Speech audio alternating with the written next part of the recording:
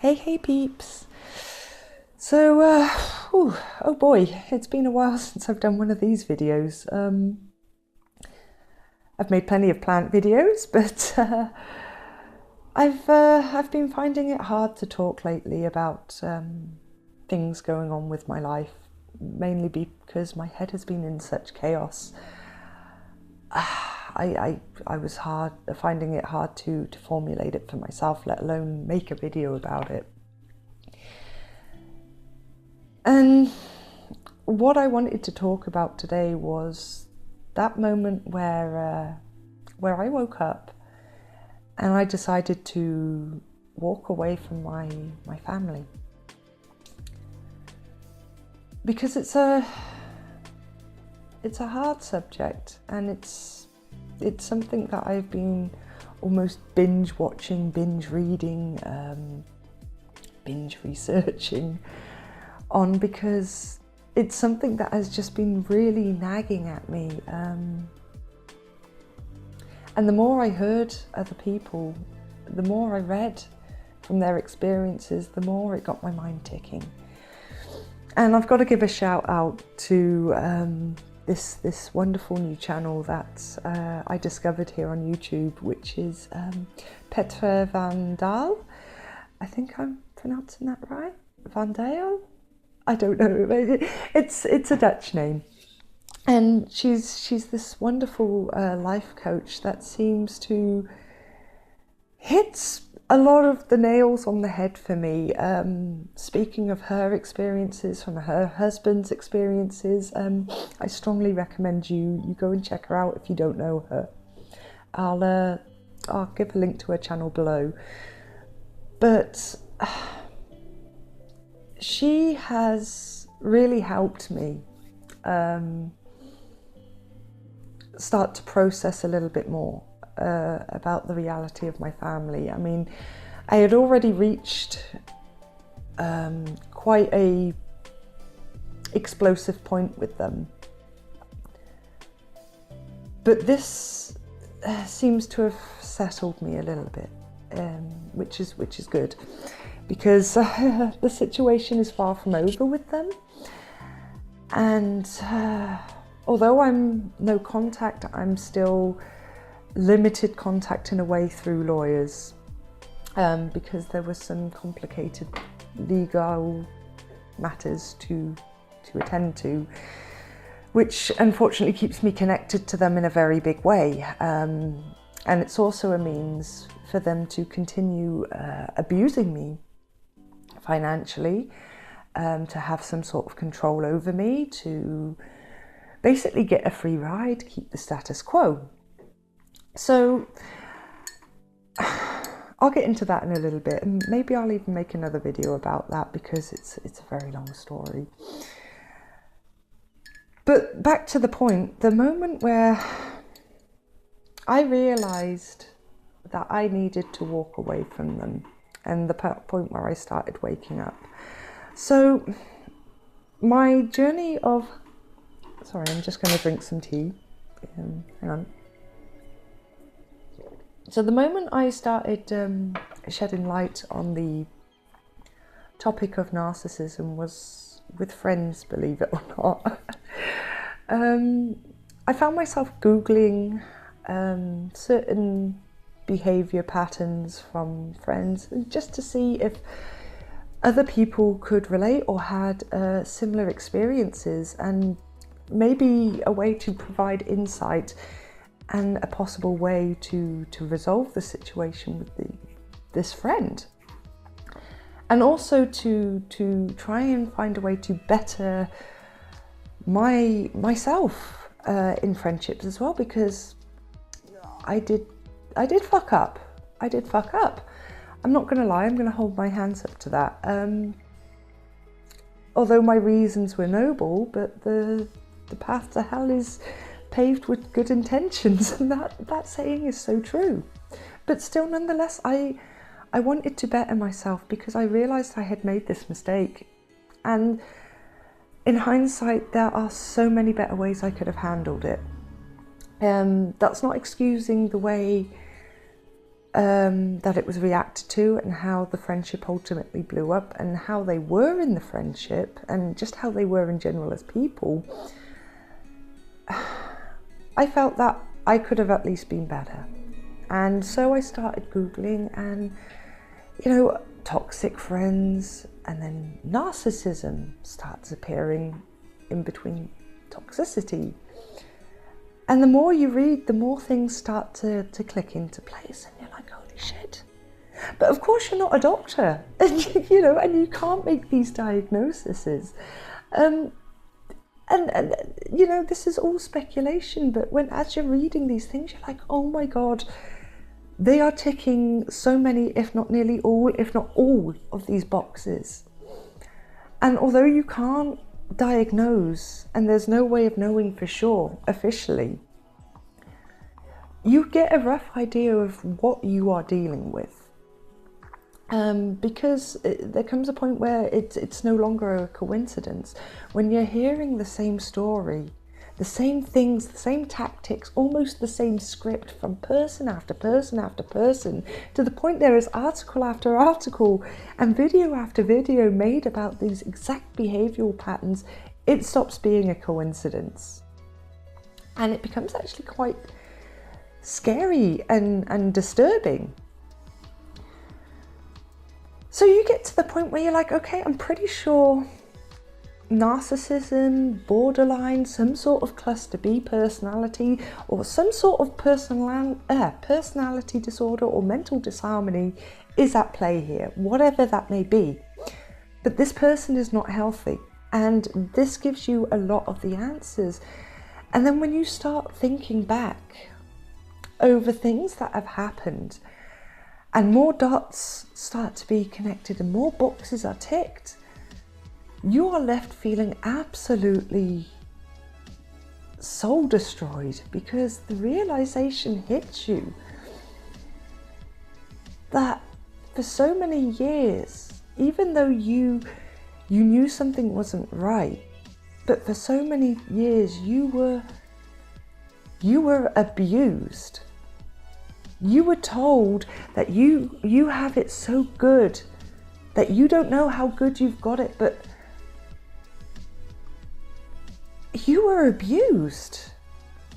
I'm not gonna lie, that really sent me through a loop. I mean, not only was it physical in places, emotional, psychological, it was just evil as well. You know, the more that I've learned, the more that I understand, the more that I come to realize that there was never any true love for me into the family that I was born into. In fact, the only person that I can, or people I can say that actually did give me love in my immediate family was my grandparents on my mother's side. I mean, they were far from perfect people. Far from perfect. I'm not going to put them on a pedestal by any means, but they were wonderful people. They were wonderful. And my grandmother gave me the most precious gift that she could have given me. And that was a means to defend myself. And it is sickening that something she gave me out of love is something that I am literally having to use as a sword and shield.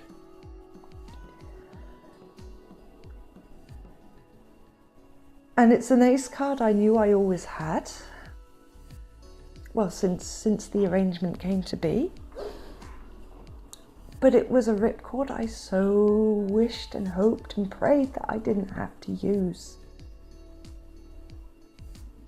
And the more that I was reading and learning, and the more that I was looking at my family, not only at their past actions, but how they were and how they continued to treat me,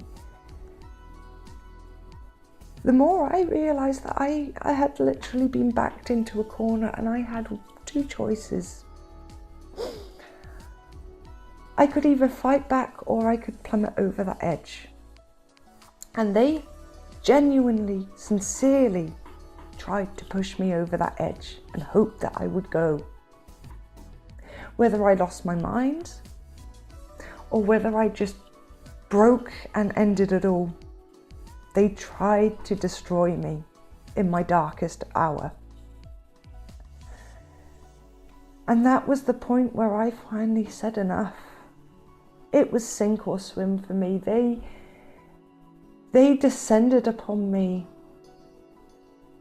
after my mother's death, my grandmother's death, and my daughter's death. And when they really made the move to kill, it was after Kaylee. And not only was it an attack on me, my husband, but it was an attack on my daughter. This abuse had just gone transgenerational.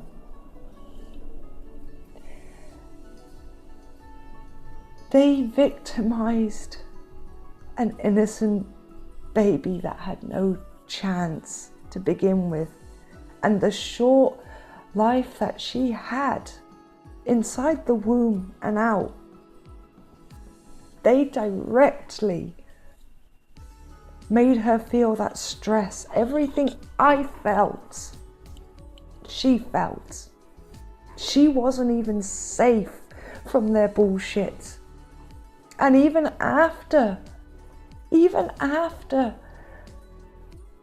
the outrageous things that occurred, that were said, that were done, whether they want to admit them or not, but let's just face it, their kind will never admit it. They will argue that black is white.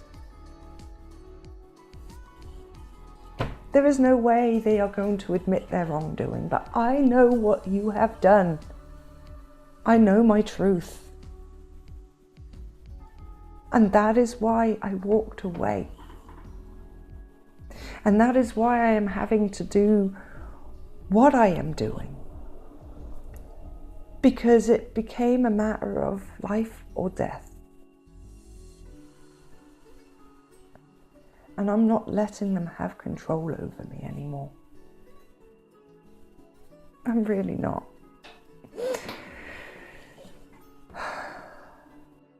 Okay. Sorry, I got a little bit emotional there, and I had to take a minute. So, what did they do?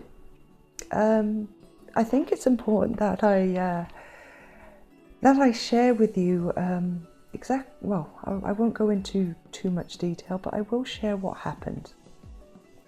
Because in case you are in any doubt, or in case something similar has happened to you, maybe the situation was slightly different, things change here and there, but you can relate. Or if you're in any doubt of what these kind of people are capable of, then know this, there is no low that they won't stoop to, if it means they can get what they want. And coming to that realization was a very hard pill to swallow. But evidence speaks louder than anything. Again, like I said, they can deny it, but facts are facts. You know, I will not be gaslit anymore. So that being said, I guess it started at childhood, you know. As I said, when I realised that it was clear my family were not functional. We weren't the happiest of family, but we were always told that we were strong, that we were good, we were the best. Well, we were above everyone else. This came from my mother. We were always taught that family is family, blood is blood, that family stay together, family are loyal towards each other, solidarity and all that. You know, and there was even this saying that, oh, we can give each other a hard time, but no one else from the outside can touch you. And I'll get into a little bit of context over that as well. So in my family, I would say the mother and father were certainly personality disordered. I suspect narcissism of some spectrum or degree. Maybe there's something else chucked in there. I don't know, I'm not a doctor. I can't officially diagnose, but I can only speculate from the research that I've done over the last few years. And also confirmation from my psychologist as well, because I have spoken to her at length about this. And she has helped me a lot in the build up to the no contact process. So I would say, yeah, the parents were definitely dysfunctional, toxic, mentally unbalanced, whatever word you want to put on it, but they weren't healthy. Now, I would say my mother was definitely the brains and the pants and the dominance behind it. That was clear. My father, I would say, he is the covert, the victim. Someone who likes to play the hero, the martyr, the upstanding citizen. But behind closed doors, there's this insidious nastiness, the constant shit stirring, the manipulation, the deliberate and calculated lies, which is wrapped around that small kernel of truth, all engineered to create drama, rifts, factions, you know. And this is a pattern that, when I think about it, has always been there. And it was one of the main disharmonies in the household. I mean, there was constant arguments, constant fights. I mean, there was rarely peace. I can't really recall many peaceful days at all growing up in that house. Either they were arguing, or myself, brother, sister, they were arguing amongst ourselves, taking it out on each other. Or one of the parents was drawing us in and basically turning their fight into a whole family fight. The house became a battlefield. It was madness. There was a lot of triangulation, there was a lot of gaslighting, there was a lot of crazy making. It was despicable when I think about it. Yeah, at the time, and this is the crazy part, at the time, you don't know any better. This is the whole world you know. You have really nothing else to compare it to. So it becomes your norm. You become used to it. You think everyone has to contend with this shit. And that's really sad, especially for a child, when you think, oh, well, this is life. This is it. This is how it is. It's a very negative, what's the word for that? Influence. It's a very negative influence. And it's also one way where these unhealthy, disbalanced people just pass it on from generation to generation. This is why the circle of abuse continues until someone chooses to break that cycle. But unfortunately, in those kind of families, everyone walks away injured, and unfortunately, in some cases, the disorder is passed on. And it continues from generation to generation, and that is just so sad. And it's also why I decided to draw the line when I did, you know. When the surviving members of my family disrespected my daughter, and they did what they did to my best friend, who I would actually say is my sister. She's been more family, more of a sister to me than my real family. She's been an anchor for me.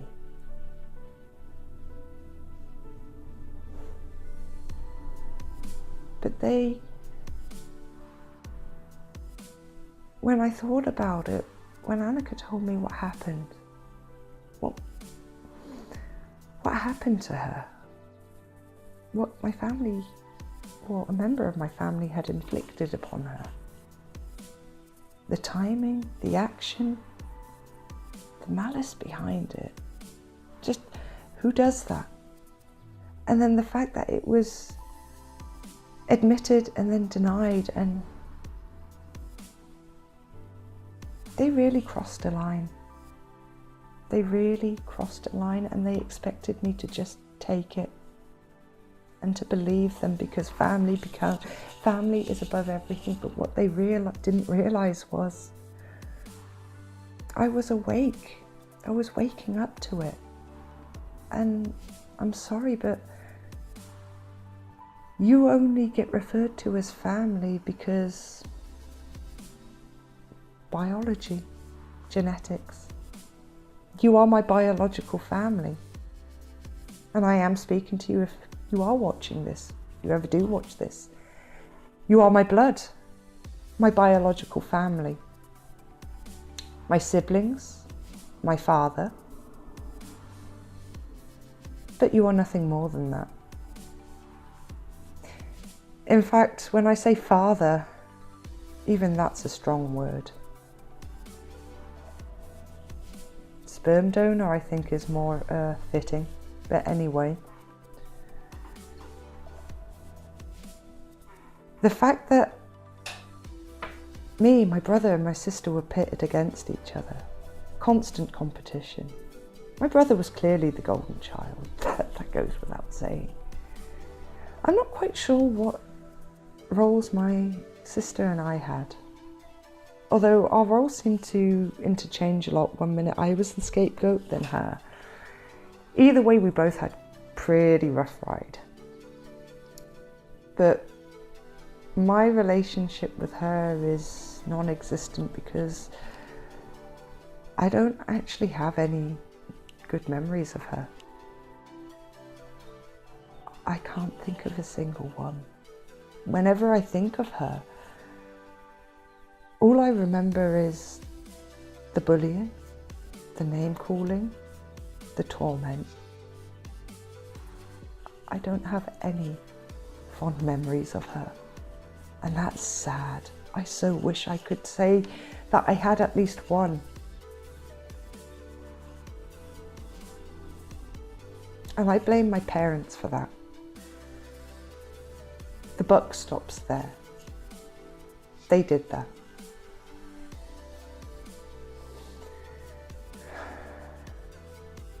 I actually remember trying to at least build something with my sister. She really rejected me in the coldest way. She just didn't acknowledge it. I mean, there was even the first child she had, my eldest nephew. She had him quite young, and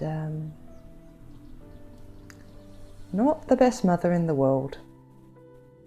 That's putting it mildly. She would leave him for days, weeks at a time, up in the family home. She would be living with her partner at the time, my nephew's father, and she would just disappear for days, weeks, not even a phone call. And ultimately the responsibility for looking after this baby, and he came into our lives about 6 months old, it fell on me. So at the age of 16, 17, I basically became a foster mother.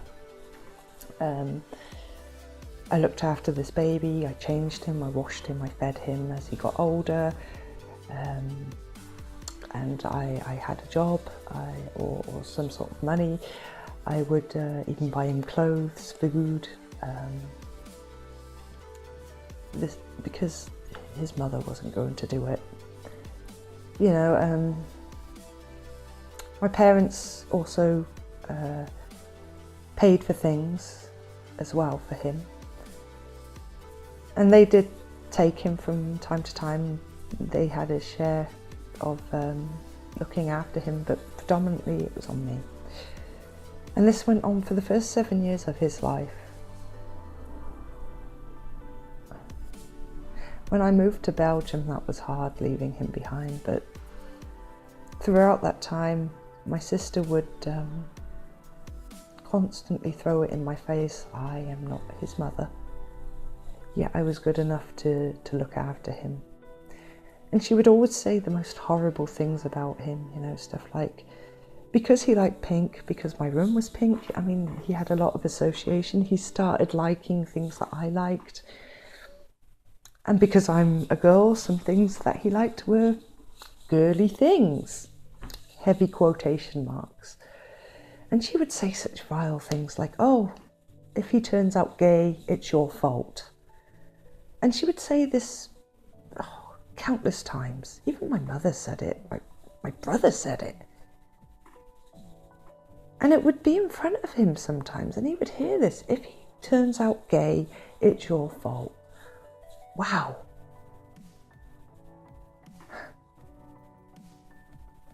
He didn't, by the way. He's got a girlfriend and she sounds lovely. But anyway, not that that's an issue if he did turn out gay, but still, you know, it's a pretty messed up thing to say.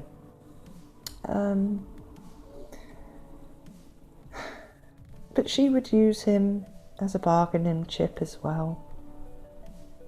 Not just for me, but for my parents as well. She would take him away when it suited her, go no contact, deprive the kid of seeing us. And she would eventually get what she wanted. And then it would go back. And it would generally end because she got bored of being a mother and she just wanted someone to take the kid off her hands again. You know, that kid got shifted about from pillar to post.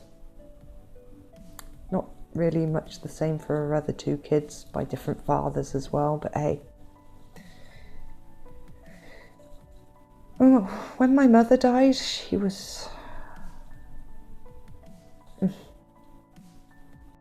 Well, I would say all of them.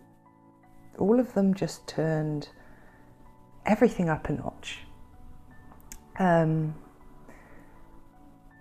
My sister... Oh, I mean, in the last couple of weeks of my mum's life, she was really trying to push for me and her to start talking again, because I had gone on no contact, and ironically it was because of shit steering from my father. And what had happened was, my father had come to visit me here in Belgium. I forget why, if he was on his way from Italy or... Yeah, that's right. He was driving my grandmother to Italy and he was on his way back. So he was using Belgium as a pit stop before going back to England.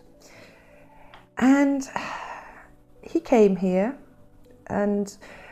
Okay, my husband isn't exactly the most patient with people that he's not fond of and he knows aren't fond of him, but he tries. It's not like he's a complete arse about it. He's at least civilized.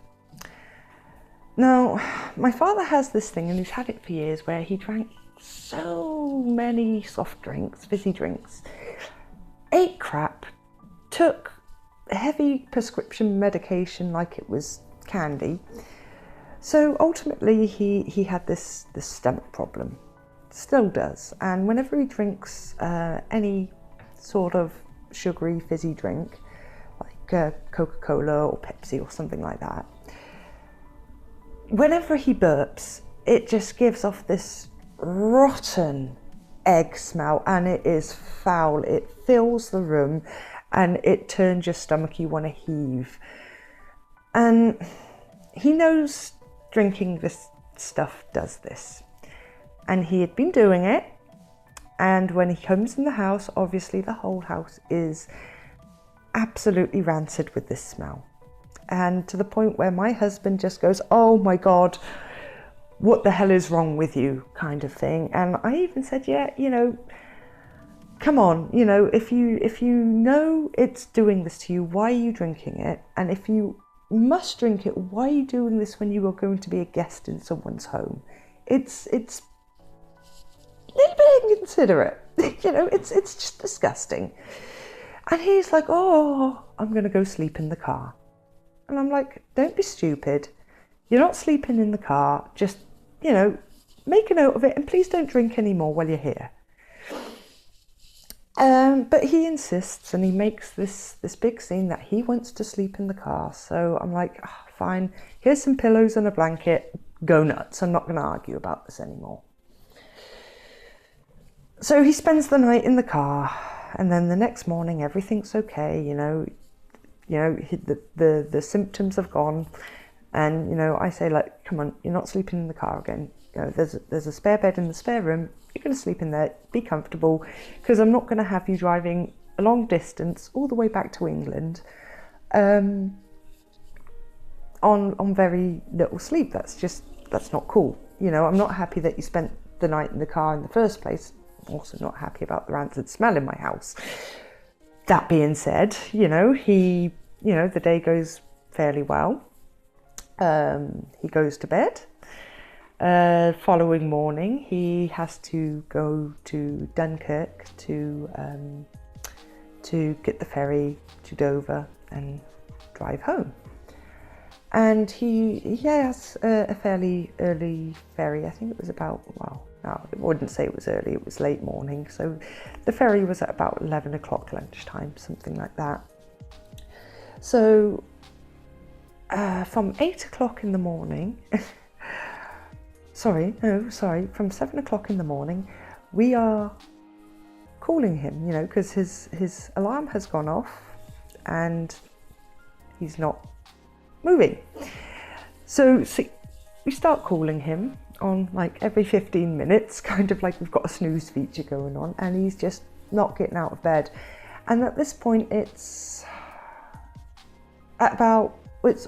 getting close to about 10 o'clock, and my husband goes upstairs, because I'd been calling him up until this point, and he just really knocks on the door quite loud, and he goes, "Hey, it's almost 10 o'clock, your ferry is at 11, me and Lou, we need to go out, so you need to get up now, because we're not going to be here to call you," right? And he, so we go about, we start to get ready to go out, and he is upstairs, banging, crashing about, throwing on his clothes, throwing things in his suitcase.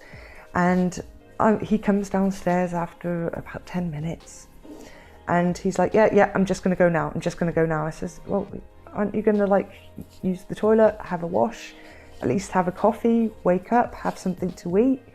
You've got an hour leeway. You're obviously not going to make the 11 o'clock. You've got 2 hour leeway, sorry. So you can at least get a later ferry. Wake up at least first." No. And he just shoots out, drives off, gone. Okay, fine.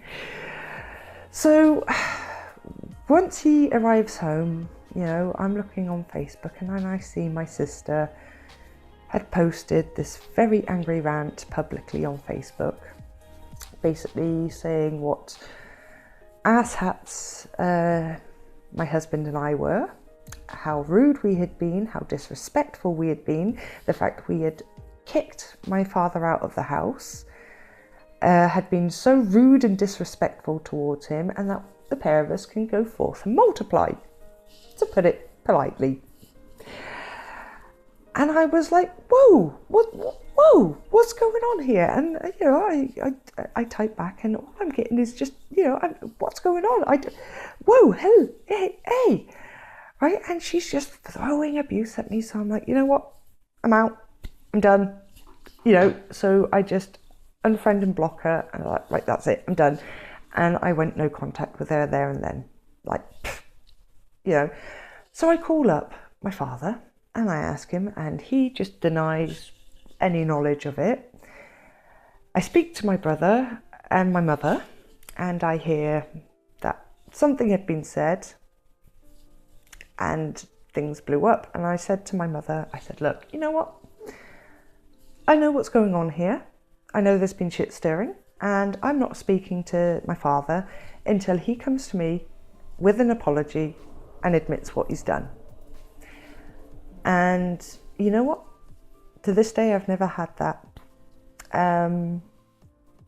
However, I did end up speaking to him again because he used everyone, my grandmother, my brother, my mother, playing the angle, spinning the, oh, Louise won't talk to me, and the waterworks, and I don't understand what I've done, and I don't know why she's so angry at me, and, the whole bullshit. And I started getting guilted by my grandmother, and in the end I was like, you know what, fine, fine. Even my husband at this point was like, come on, he's your father, so I just, me being me, I let it go. But consequently, I maintained the no contact with my sister because I had it with her.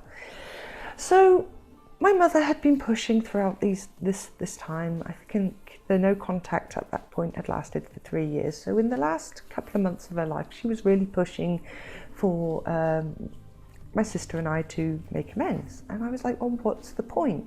She clearly doesn't want it. I have tried, and I have tried again, and it's the same result. Either it works for a little while and then out of nowhere, boom, or it doesn't work at all. So why should I try when she clearly doesn't want it? So I remained apathetic towards her. And during the last couple of weeks, I was starting to Skype with my mum. And I spoke to her a lot. I was speaking to her every few days, quite often. And then my sister would start coming into the room and trying to join in, which irked me to the core, and my mother was there. And so eventually I was like, okay, fine. And I caved on the no contact, and my sister gave me an apology, which at the time I thought was genuine, but in hindsight it was a sorry, not sorry. And we began making amends, and we were at least talking to each other. And then out of the blue, my mother dies. She's there one day, gone the next, and it shook everyone to the core. And I had a phone call from my sister, and she was in tears, and she was saying how sorry she was for everything, and that she realised now what a terrible person she had been towards me, and that she really wanted to have a relationship with her sister. Because Mum's death had shocked her to the point of saying we've been taking each other for granted. And I thought, oh, finally. I mean, it's tragic that my mother died, but maybe some good will finally come of this. And I accepted her apology, and I thought, oh my God, for the first time, I'm going to have a relationship with my sister. It's going to take time. It's not going to happen overnight, but we can build on it. We can make this happen. And I was thrilled over the moon. Until I got to England.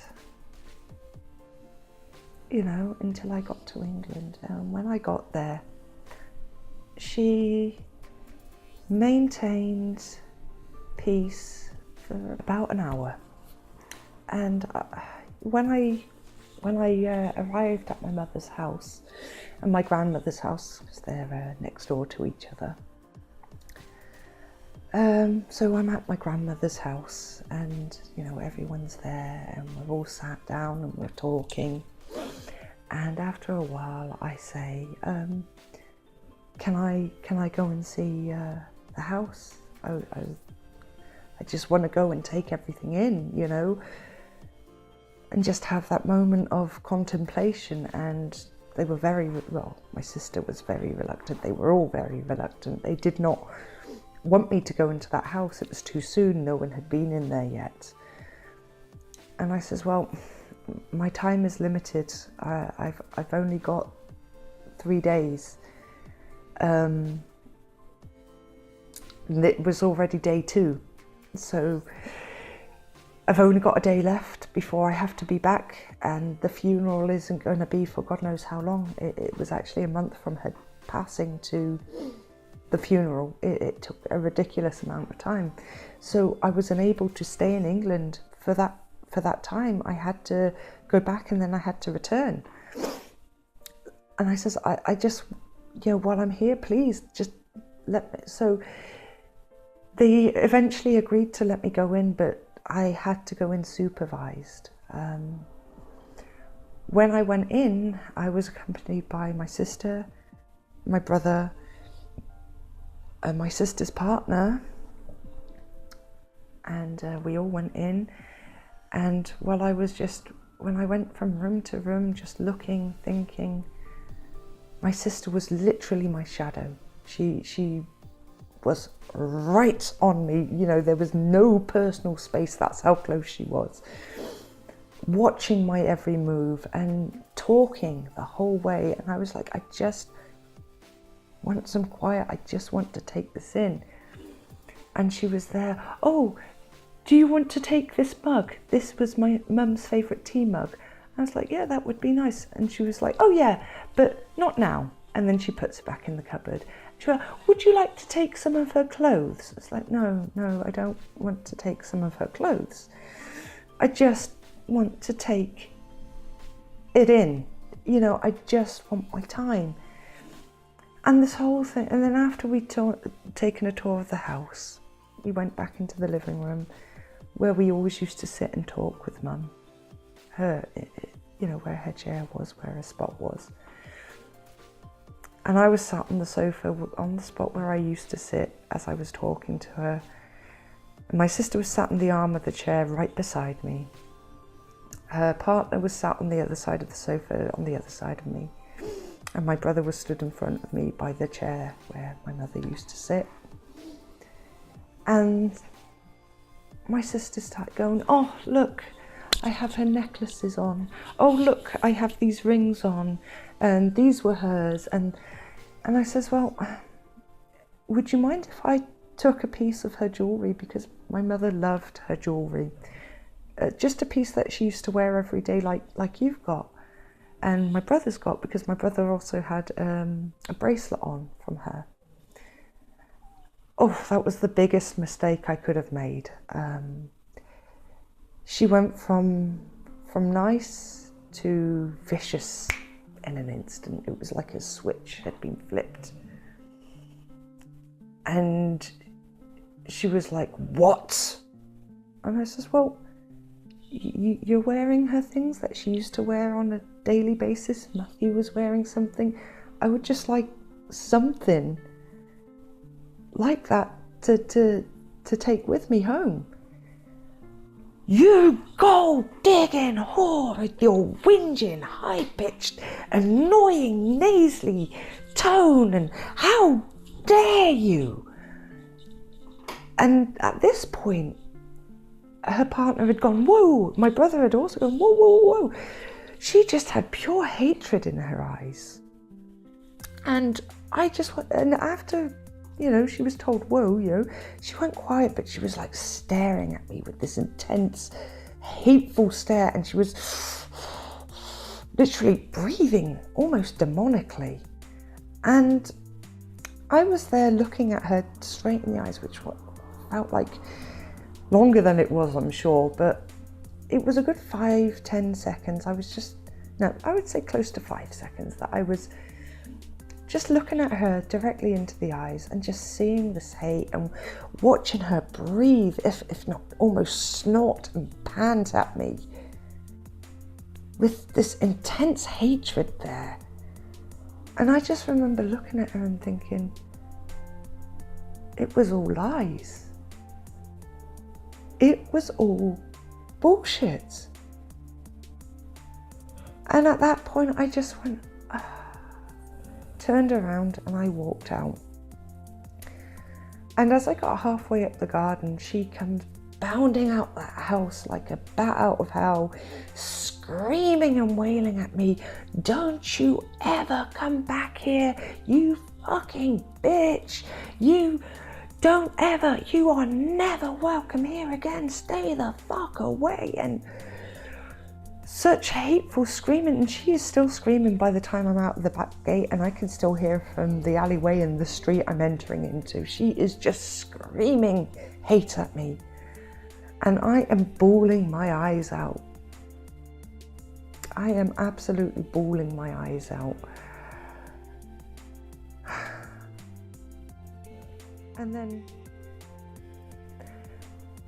when my grandmother died, and I was over there again, and at that point I was back to no contact, and my brother had tried to say, "Hey, come on, can you at least talk to each other?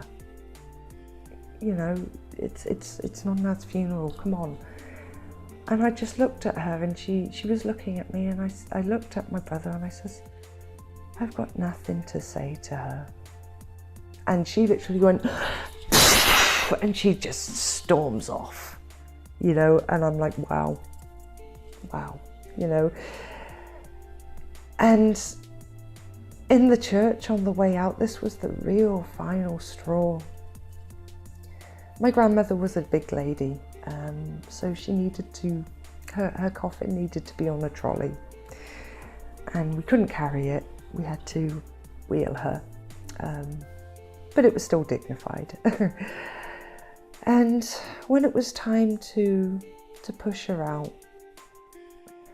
I just looked at the coffin, and before I could even take a step, I broke. I broke. I started crying, and then I was quickly snapped out of it by my brother sharply barking at me, growling at me. "Louise, come on, snap out of it, you know." So I collected myself and I took my position at the coffin, which was at the back opposite my sister, and my dad and my brother were standing next to each other at the front, guiding her out. And as we turned to go down the aisle, my sister shoved the end of the coffin and it hit me, and it knocked me into the pews, and people saw this, and I quickly corrected myself, but she left very little space, to the point I was walking sideways and people were holding things in on their pews just to try and make a little bit more room for me. And when I when I mentioned this to my dad and my brother, it was of course minimized. "Oh no, your sister is very big, she's very large, there was just no space, there wasn't a lot of space, it wasn't on purpose, you're imagining things." But I know, I felt it, and it was seen. So another example of minimizing and their tactics and gaslighting, crazy making, and making you doubt yourself. And when I thought, you know, one of my grandmother's last requests to us was, "Please no more fighting." And I tried. I wasn't going to make peace, but I wasn't going to fight. But my sister, even literally over her dead body, gave that final push and used it as a weapon. I can't even begin to describe the pain that caused.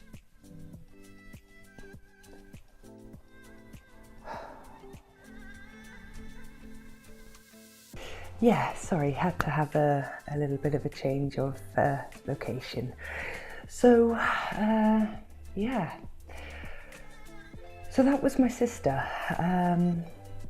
The recent events that kind of led up to the no contact. And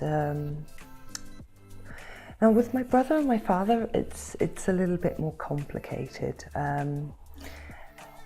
With my father, it was mainly a build-up of the stuff I had observed over the course of my childhood and just growing up with him. You know, the tactics that he and Mum used to use with the whole triangulation, the gaslighting, the lying, the trying to create factions, pitting us against each other, or basically when one wanted to make a point to the other, the children would be used to reinforce the argument. There'd be constant lying, denying, shouting.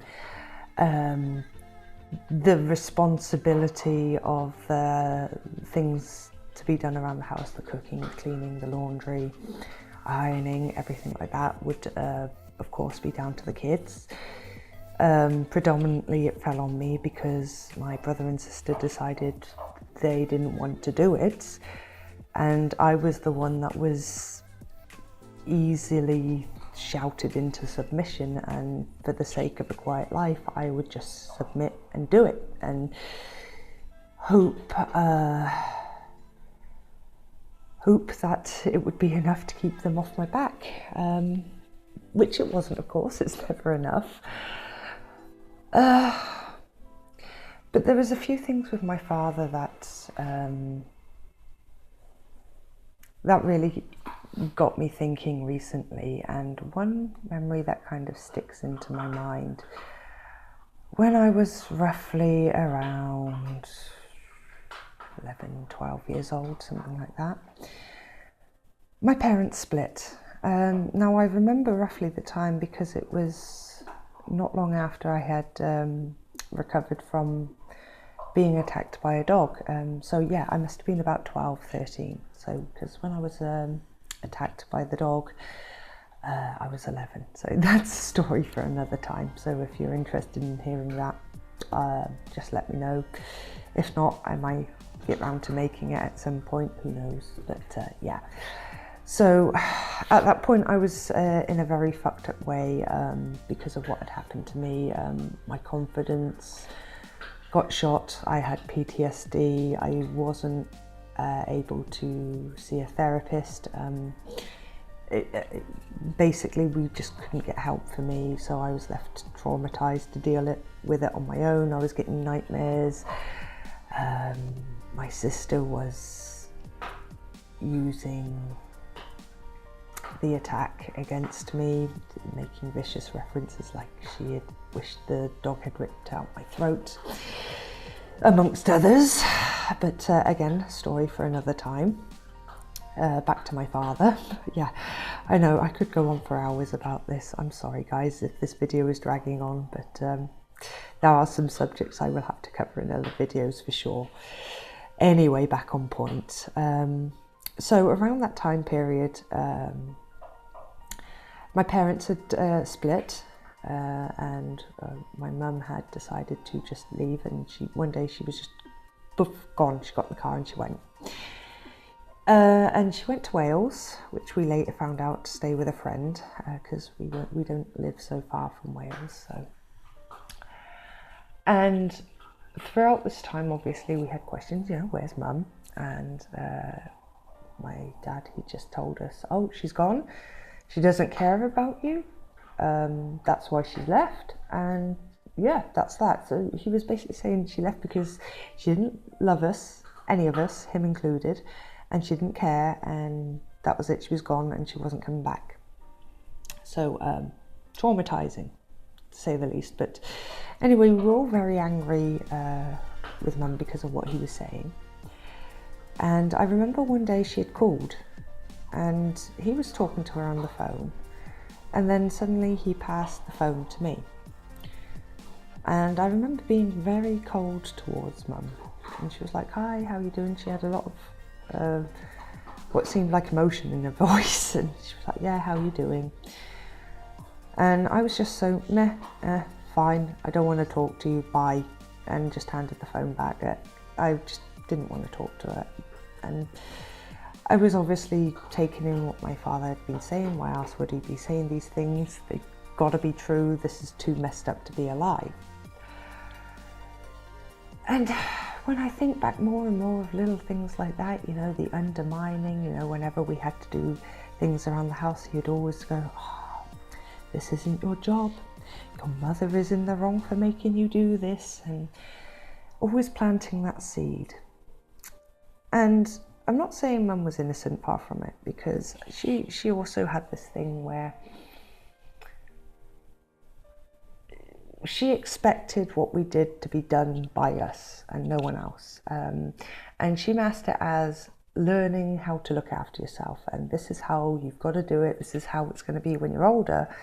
And because of this, she would never thank us for it, because asking for thanks, for her teaching us how to look after herself was, yeah, no, you're not going to get it, because no one's going to thank you for looking after yourself, basically. So she never thanked us for it. It was just expected of us. And to be honest, she never really lifted much of her finger once we were really old enough to take the reins. And that's how I ended up basically keeping the family home, you know, cooking, cleaning, looking after everyone, and in the later days even making sure there was food in the house, because yeah, they didn't do the shopping. But anyway, my father would always be shit stirring, and there would always be lies, broken promises, and like I said before, lies wrapped in kernels of truth, which gave it just enough credibility to make it plausible, and it would always cause an argument. He got some sort of thrill from it, I don't know, you know. And I remember when I was talking to him about some inheritance, well, not inheritance issue, it's basically the fact that my sister had moved straight into my mother's house, I think not even a month after she had died. You know, she hadn't been, no wait, I think it was literally just after the funeral, so it's about a month after she'd died, and she had literally just moved in. And suddenly the house was completely immaculate. She was hanging wind chimes, like multiple sets of wind chimes in the garden. Side note, my mother hated them with a passion. You know, whenever the neighbours had wind chimes up, it would drive her absolutely batty. She hated them. And my sister is hanging them all over the garden. The house is suddenly immaculate, you know. And it was like, why are you doing that? You know, you're showing off pictures all over Facebook. Look what I've got. Look what I've got. You know, it's really in bad taste. You know, and I said this to my dad, and you know what he did, or what he said? It was on the phone, so I couldn't see his expression. And there was this little tone of glee in his voice. I could almost hear the smirk and smile down the phone. And he literally said, in this tone, are you jealous? No, jealousy has nothing to do with it. It's how she's being that I've got an issue with it, you know, and I just let it go. But it was also just one of those, oh my God, there is just nothing you won't try and suck drama from. It's just absolutely no low. But I'll get into more of what he done in another video, because what he did in the last few stages was just, there is no excuse and there is no forgiveness for it. But anyway, same goes with my brother. There's more details with him, which I will discuss again in another video. But even he had his moments, you know, when my mother died. Obviously I went over there for the first 3 days that I could get from work, but I had to come back because I could go back again for the funeral, but I couldn't have so long off of work, you know. Not only, you know, I'm sure it wouldn't have been a problem if I had asked my doctor, and my bosses would have been fine with it, but you know, I wanted to keep busy. I wanted to try and keep normal, because sat around, especially in England or in my own home, it's just, you're going to fall apart. So my way of dealing with things is to just keep busy. So I did that, and of course I had my brother on the phone screaming and shouting at me at one point. If you really loved Mum, you would be here, you would be supporting us all, you would, you clearly don't give a shit because you're just there acting normal, get over here right now. And he just wouldn't take to reason, he was just completely taking everything out on me, to the point where, now I have a policy of not breaking stuff in anger, because when you're not angry, you've still got that broken stuff to contend to, and that's not cool. But this is where he pushed me to. How I ended the call was I literally threw my phone across the room. It smashed, it completely obliterated the screen. And then after throwing my phone, I went over to my living room door and I screamed in this most primal, raw scream. And I proceeded to batter the living hell out of this door. I punched holes through it and even dented the wall a lot, just to let it out. And because of that, I wasn't even going to stay with him when I went to England for the funeral. I'd made arrangements to stay with Annika, but again, when my boundary is put up and then torn down, I had what I thought was an apology, and I ended up going to stay with my brother, and yeah. Anyway, he was just screaming at me, and it was also the same story with my grandmother, again screaming on me down the phone. I mean, even when she, it wasn't so much screaming that time, it was more guilt tripping, because my grandmother went slower than my mother did. It was a broken heart. There's no two ways about it. It was a broken heart. But basically, there was one point where she was almost in a coma, barely hanging on, and my brother is on the phone saying, "Louise, you've got to come here. She's waiting for you. Her pain is being dragged out. You're making her suffer by not being here. She's waiting for you to be here before she goes, so just come." And I was like, I can't. I can only come, when she passes, with my work and stuff, because I've still got bills to pay. And I know it sounds so stupid when I say it. It sounds so shallow. I should have gone. But anyway, my father calls me later on that evening, and he puts me on loudspeaker, and everyone's in the room with my grandmother. And he makes me say goodbye to her while everyone's listening. And I am just apologising. I feel terrible.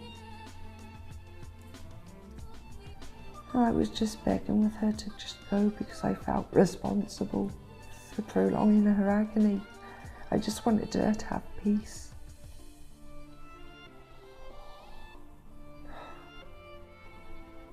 But yeah. And what made it worse was, I wrote the eulogy for my mother's funeral. My sister completely edited it to make it look like she wrote it, taking out major parts that actually meant something. She butchered that eulogy. It was the only thing I had to do with Mum's funeral. I wasn't even allowed to sit in the limo. They didn't even let me sit in the limo and ride with them, and I had to ride with my husband in our car. They didn't even wait for us, and by the time we got to the church, everyone was going in. We had to go in with the guests. We weren't there to do the greetings or anything. And I had to sneak in and slip past everyone. I had no say in my grandmother's funeral at all. They'd just done everything without me, even the eulogy. They had asked me to do it, but they went ahead and hired someone to do it instead.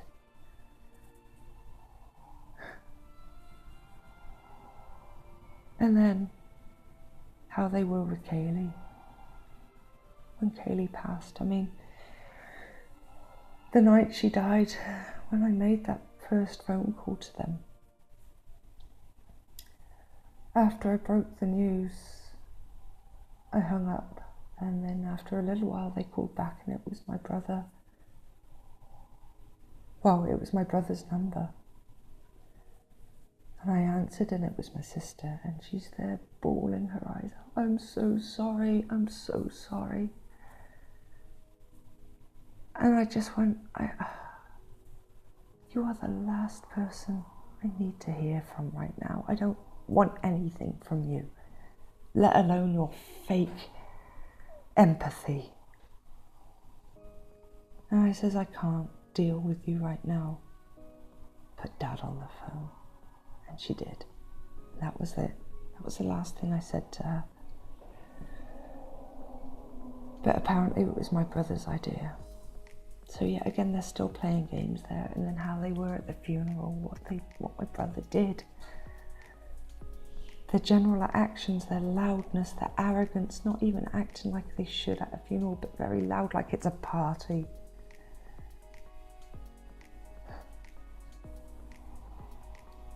There is no low these people won't stoop to.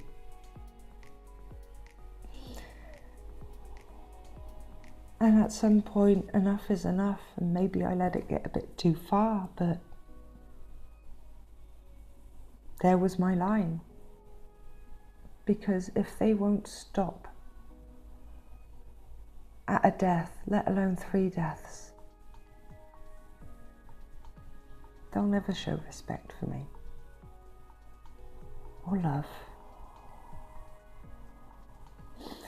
So I'm taking the actions I'm taking to go no contact for good. I mean, I'm not talking to them, like I said, it's through lawyers only, but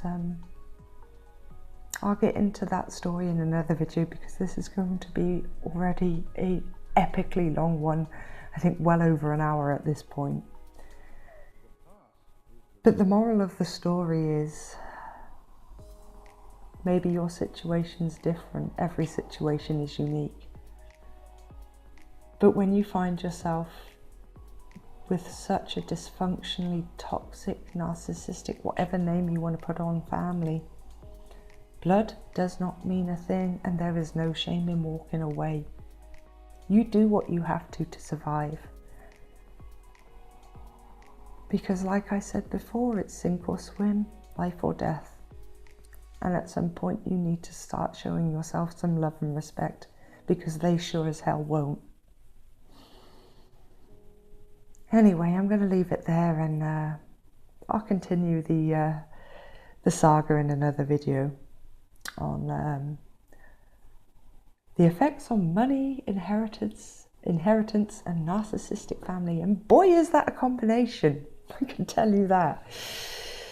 But on that note, peeps, thanks for watching. If you made it this far, a big salute, much respect, much love, and I'll see you in the next video.